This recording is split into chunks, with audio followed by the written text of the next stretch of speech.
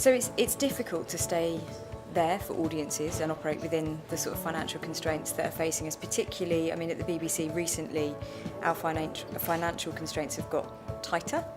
But I think it always goes back to your core purpose. I think you have to relate everything back to your reason for existing, which in the BBC's case is to inform, educate and entertain. And I think that approaching your purpose with a heavy dose of innovation and we talk about, I used to work in the advertising industry, and it's often talked about how within the cigarette sector it suddenly became more creative when there were tighter constraints put on it. So the regulation became much tighter around cigarette advertising. I think it was towards the end of the 70s, and that forced agencies to be much more creative in the way that they marketed cigarettes. And I think there is an argument to be had there, which is when you've got very tight parameters, it forces you to do things in a different way. And the financial constraints that we're facing, I would hope, whilst it's never a great thing, I would hope that as a result of it, it does force you to change the way you think about things and to innovate.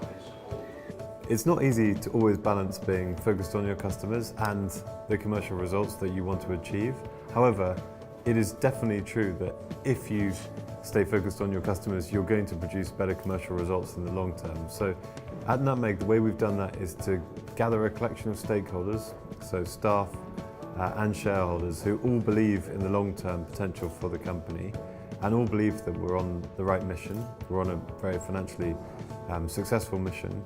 And because of that, because of the fact that we can combine all those viewpoints together to have that single focused view on doing what's right for the customer, and that being profit generating, we believe we're going to succeed.